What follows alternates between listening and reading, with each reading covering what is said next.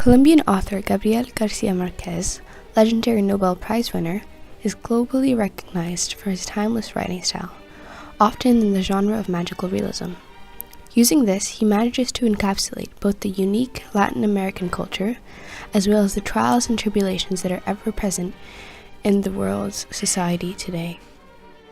Although he holds most recognition because of his novel, 100 Years of Solitude, he himself has noted numerous times that the novella No One Rested the Colonel was his most prized work. He rewrote it 11 times to get it the way he wanted. The novella perfectly captures the unbalanced power structures present in the fictional town in which the text takes place. Thus, it becomes clear that an application of a Marxist lens, the theory that aims to analyze the dynamics between the higher and lower classes, is best fit to understand the ways in which power structures that benefit the bourgeoisie are maintained within the novel. Marxist terms relevant to this video essay include bourgeoisie, proletariat, social mobility, ideological and repressive state apparatuses, and cultural hegemony. So bourgeoisie is basically the ruling upper class, and proletariat is the working class. And social mobility is defined as the ability to climb up or down the social ladder. ISA stands for Ideological State Apparatus, which basically means tools that the state has to pass down and perpetuate its ideology down to people, such as schools, religious institutions, and the media. RSA stands for Repressive State Apparatus. These are the governmental institutions which are based upon a violent and repressive rule, to which the citizens are forced to comply.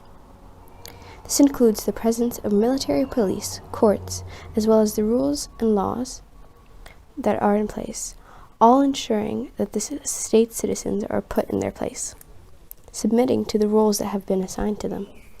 RSAs are the hard power used when governments find that ISAs are not working the way they want them to.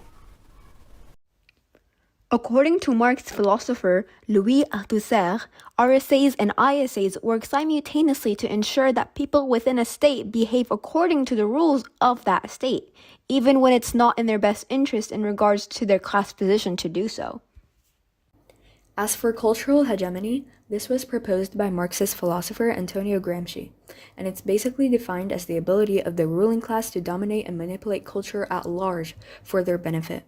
But like the general public does not necessarily benefit from these ideologies that the upper classes instill on them, yet they still believe in them nonetheless, and this helps maintain the status quo that serves to continue benefiting the rich. An example of cultural hegemony would be the belief that anyone can get rich if they work hard enough.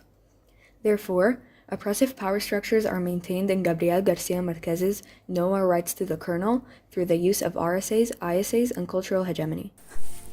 Firstly, in the novella, oppressive class and power structures are maintained through the presence of repressive state apparatuses, where the military use direct and indirect tactics of forcing people into submission. Chiefly, there exist instances in which the military uses direct sources of violence, sending a message. At the very beginning of the novella, it is exposed to the reader that the colonel and his wife lost their son, who was shot down 9 months before by the police at the cockfights for distributing clandestine literature. Later, when the colonel finds that he had been caught fatally in a police raid with the clandestine paper in his pocket, he encounters the very man who killed his son, who had a rifle barrel aimed at the colonel's belly. Having seen nothing to hold against him, the officer dismisses the colonel. The lexical choice in shot down implies that this boy is an enemy, reduced to a force without humanity. As a result of the connotations this holds to the aspect of preventing the rise of a dangerous source. Added to this, the sibilants present in the words son, shot, and clandestine evokes thoughts of a looming danger from a murderous bite of an animal's fangs. Due to the connotations the sound holds with snakes, a vicious creature. In this case, however, the military are the fangs, while the government is the snake itself. Therefore, it becomes clear that the military has transformed itself into vicious when crossed, emotionless pawns in the government's game of keeping their lower-class peoples in place. An eerie and uncomfortable mood is revealed by the fact that both father and son have encountered this violent force. However, it is the younger son, found in possession of the clandestine literature that they really murder. This in turn highlights the fact that the military are willing to murder anyone who the government believes are attempting to break out of the box designed for them. The old and young alike can fall victim to their violent form of repression in order to send a message to anyone who acts out of the subservient roles that they have been assigned. Conversely, there are instances in which the government uses means of indirect repression, forcing compliance to the recognition of the power they already hold. When the main character, the colonel, attends the funeral of a man in town, it is said, however, that this death is special because it is the first death from natural causes which they've had for many years. After the funeral, the procession is stopped by the military when they claim that the burial may not pass in front of the police barracks, where the mayor observes them from.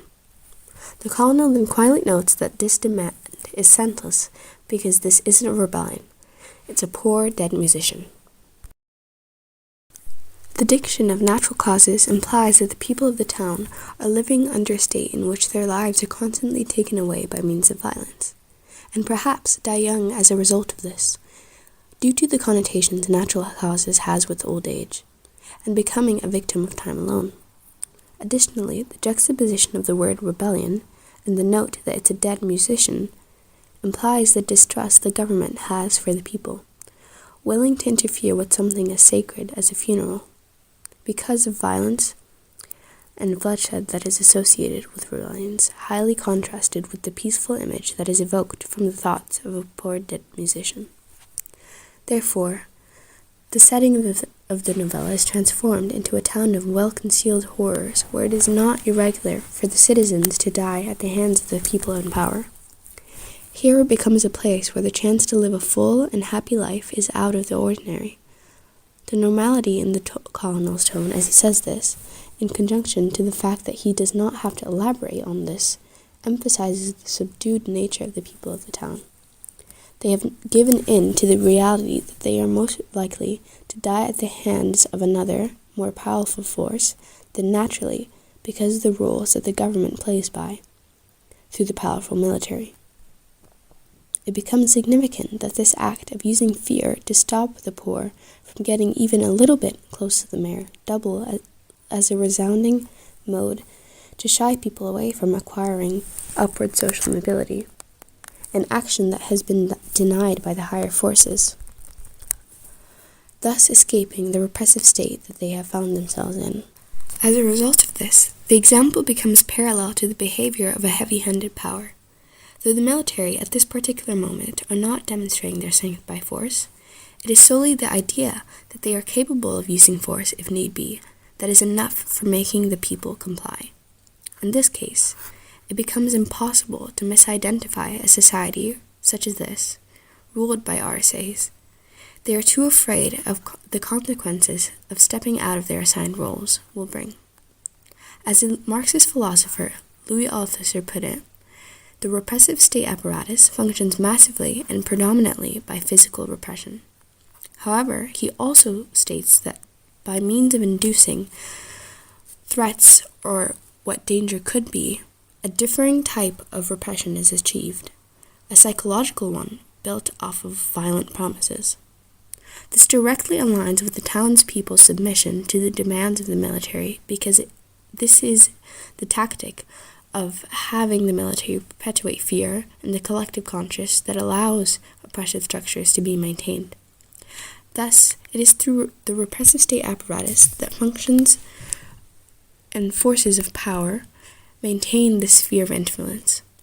Significantly, they use repressive military tactics such as using direct violence to send a message to the public, as well as the indirect means of forcing people to submit, for fear of what could happen if they don't comply. Now moving on to ISAs. The text highlights in which ISAs are used to suppress and control the people via censorship of movies and newspapers. For example, every month 12 bells in the tower ring, and the townspeople instantly know that it was meant for the censors' movie classifications. Father Angel, a priest, rings these bells in means of announcing the moral classification of the films in accordance with the rating he receives by mail. The colonel's wife hears the bells, counting 12 of them, She then murmurs, "The world is corrupt." Well, the sibilance in censors' movie classifications emphasizes the sinister nature of the authoritative power. This is due to the sound having connotations with snakes. As a result, the government's sinister nature could be depicted as synonymous with their suppressive practices, such as the censorship of entertainment. This essentially underscores their repressive, yet captive control. Another thing to take into account is the absence of the authoritative power. Come on, Cap. Although the government may appear to be powerless, it is quickly restored by asserting power through a tangible person, or in this case, Father Angel. Words like corrupt connote dishonest practices, one way or another, which in relation to the government emphasizes their deceptive control of the townspeople. I have 2 buttons behind this desk. One will supply your town with power, the other releases the hound. The government uses such practices to force the townspeople to conform to societal practices, which underlines their power over the townspeople. Something to note is that the bell positioned on the tower signifies its complete overview of the townspeople, allowing it to keep a close watch on them. As a result, the tower represents the government's ability to discreetly monitor the people and gain power as a result. Therefore, the text depicts the government as an organization that utilizes ISAs to sustain power structures. This is done by censoring certain movies from the public, which grants them power over the people, and on the other end, limits their freedom. People are generally taught that the government knows best, that it deserves to be respected, and that they must obey rules that may make no sense. You don't have the wisdom, you don't have the resources to understand that something's being put over on you. This is exactly the impact of ISAs, because people do not understand the significance of such rulings, but are socially constructed to do so by the government. The common motive behind censoring is often because governments are able to extend a greater hold over what people say and do. Within the text, removing movies that do not align with their morals, or often political stance, not only gives the government authority, but also influences people's opinions. If they are not shown some information because the government controls their access, then the government controls their attitudes and views on particular matters. Moving on, when a friend of the colonel, a doctor, meets up with him, the doctor hands him a few newspapers and says that it's hard to read between the lines which the censor lets them print, and that there is no hope for elections. The colonel takes a look and sees that the front page was completely covered by paid funeral announces. On the other hand, the only other noticeable thing about the newspaper is the international affairs. The lexical choice of cover has connotations with hiding, highlighting how the news omits from sharing political information beneficial to the citizens, replacing headlines with irrelevant announcements instead. A censor, by definition, is someone who examines through the consideration of issues such as political unacceptability. This implies that the local political news is not intended for the benefit of the general public, and that they are unable to read between the lines to know about their government. The government is depicted as a powerful entity, where their censors successfully make their own citizens ignorant of political events within the country. The authoritative power, in effect, diverts attention away from itself in order to maintain its dominance. Furthermore, it can be seen that both the doctor and the colonel know about the censorship. However, they do nothing in reaction to it. This could actually underscore not just the power the government has over them, but also because they are not given any other information. Thus, it is difficult for them to form their own beliefs around it. As a result, the government's censorship of news becomes a form of an ideological state apparatus, as they only release information that does not compress the strength of the government, effectively blinding the public to the truth of their condition. To further elaborate, if people don't get to hear about something, they can't be influenced by it. For the government to ensure that their views are the ones everyone agrees with, it is far more likely to happen if no other views are to be heard. Therefore, the lack of reaction within the text is done to reflect the idea that they are not aware of possible information since they are only given one certain view of how things work. As a result, as seen through the censorship of movies and news, the text emphasizes how ISAs are used to restrict and control the townspeople. Last but not least, the text depicts how the capitalistic structures that oppress the colonel and his wife are maintained through cultural hegemony. Okay, so to preface, the colonel and his wife are like dirt poor. Like they had to sell their furniture just to get enough money to eat. They managed to sell almost everything they had at home until the clock and the picture they had on their walls were the only things left. Yet when they tried to sell them, they found out that almost everybody has the same ones. So the colonel then felt bitter because now everyone knows they're starving, going as far as calling it a humiliation. The use of the determiner the in reference to the clock and picture, and in conjunction with both words being singular, demonstrates the limited availability of typical household items in their home, emphasizing the value of the clock and picture to them. And this is then juxtaposed with finding that almost everybody has the same ones, suggesting that they are not as special as they initially believed, which underscores their extreme lack of money in comparison to the other village members. And this is then reiterated by the colonel saying they're starving. However, the colonel being bitter, denoting discontent, in reaction to his now publicized poverty, indicates that he wanted to hide it, which is then magnified by him calling it humiliating. As a result, it's clear that the colonel is resentful of his financial situation and considers it to be a subject of embarrassment and shame that should have remained hidden. And through this, he reproduces hegemonic ruling class ideology that places the weight of poverty on the individual and blames the poor for their inability to change their lackluster lifestyle, and not the capitalistic structures in place that subjugate them and limit their social mobility. And this common attitude and rhetoric surrounding poverty condemns being poor, which misdirects people's resentment from poverty towards the destitute instead, because it's seen as their individual problem. And these widespread ideas reassert the power of the rich ruling upper classes, effectively maintaining cultural hegemony.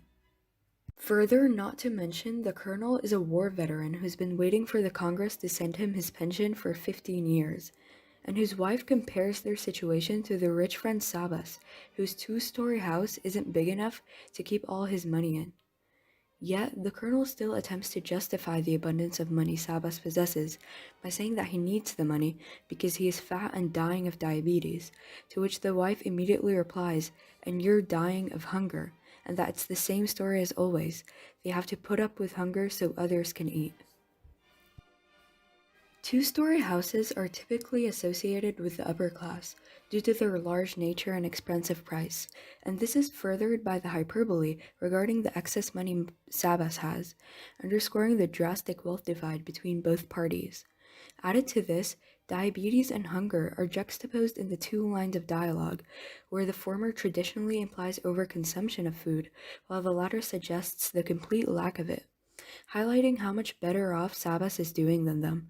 Yet, despite that, the colonel trying to rationalize his situation in comparison to Sabas's indicates that he is reluctant to acknowledge inequality and is willing to accept his poor financial status as an unchanging fate instead.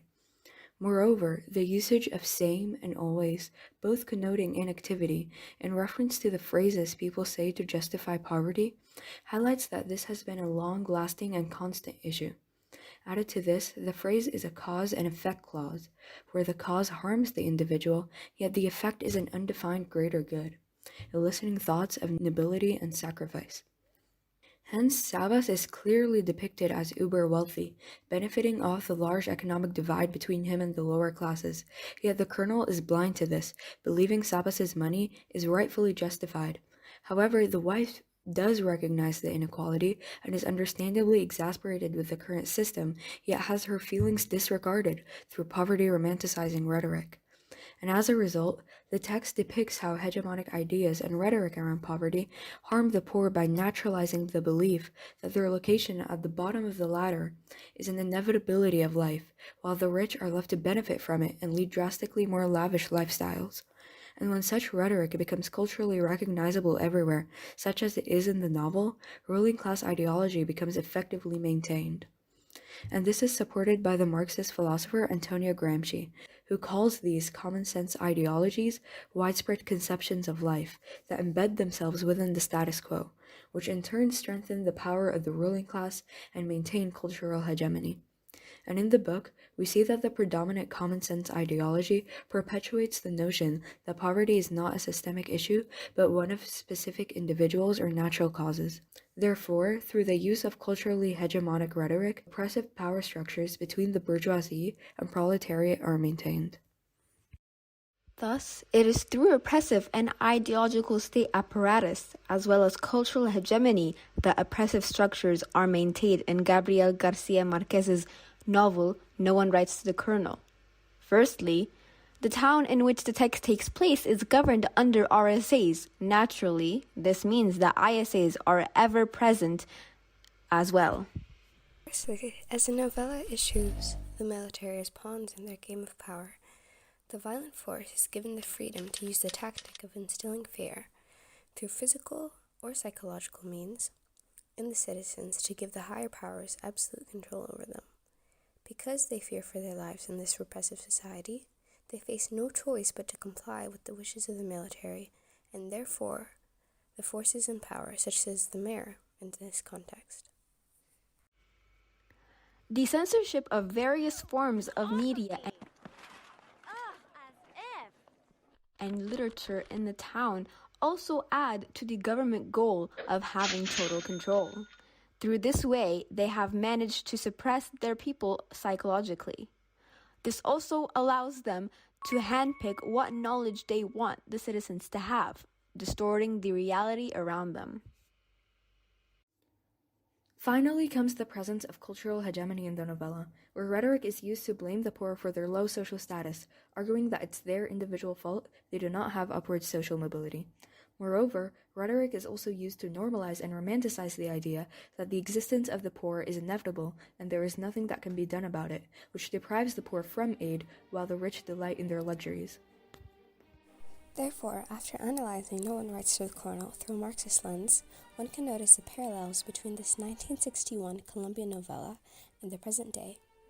As a result of this, it becomes apparent that mankind still has a great deal to go in order to unanimously dismantle the oppressive structures brought on by greater powers.